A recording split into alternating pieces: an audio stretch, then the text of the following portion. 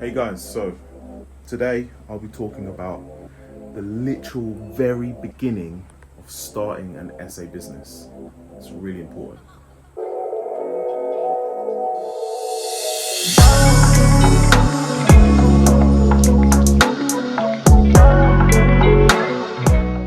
So, when starting a service accommodation business, and service accommodation in the UK we refer to it as that, in America they call it Airbnb Arbitrage. It's really important to understand what it is that you want to achieve and what exactly you want to do, because in this business there's so many different sub-strategies, so many different ways of operating this business that it can get very confusing. You can be very disillusioned. You won't know where to start. You won't know what to do, where to go, and then that can ultimately stop you from operating in the business or starting even. What I would say, just so you understand how this business works to a certain degree, is there are multiple sub-strategies. These sub-strategies have different outcomes, and I'll give you an example. So let's say you want to take on a studio, or you want to take on a 6-bed, and you're trying to understand, you get an opportunity with the landlord to take on a 6-bed property or to take on a studio property. You're trying to work out what's the best thing to do, right? So you have to look at and understand what it is that you want to do based on your circumstances. Let's say you're a person that's got $200,000. You want to start an Airbnb business, you want to scale up quite quickly. You have an appetite for risk, but you want to take on properties that bring a really high nightly rate. Might be good to do is take on a 6-bed. That 6-bed has to be a certain style of 6-bed, very spacious, open plan 6-bed. And it's got to have certain things about it that will attract people to pay a lot of money. So you might have to add things like hot tubs, so on and so on. And I'll give you another example. If you're a person that is in a full-time job, they want to start a side hustle maybe, they don't have a lot of funds, but they're on good money, so they can potentially supplement their income if it doesn't work out the way that they want to when they take on an Airbnb.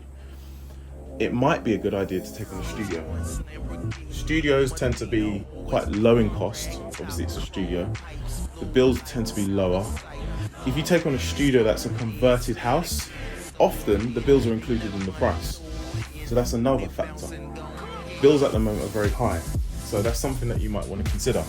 But more so, this particular type of property, these properties are different sub-strategies. It means that there are different people that stay in these properties for completely different situations. So a studio, for example, a nurse might want to rent it out for 2 months, and you might get a 2-month booking with a nurse to stay in a studio because they just need a nice place that they can stay in while they're working in that particular area. A 6-bed, a group of people might want to stay there for a weekend getaway. So the concept and the design, even though it's the same business, the concept and the design of how you set up these properties can be completely different. So it's a different sub-strategy. I'll give you another example. You take on a 3-bed.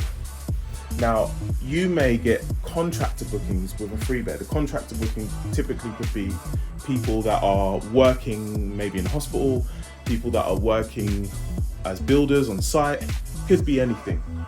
They typically may want specific things. So there could be 3 of them, so they need a 3-bed. But they may need a private drive, or they may need private parking to store their tools. They may need security on site. And when I say security, I mean CCTV. These are the things that they may need. So the things that you may have to do to set up that property will be different to a studio and potentially different to a 6-bed. So it's very important to understand that there are completely different strategies, different ideas, different things that you have to implement into the business depending on what size you need to take. The other aspect is your income, how much you earn, your circumstances, and where you want to go. It's really important to think about where exactly you want to go, because that will allow you to determine how you want to brand your business, set up your business. If you want to specifically only take on apartments, for example, or if you only want to specifically take on large properties.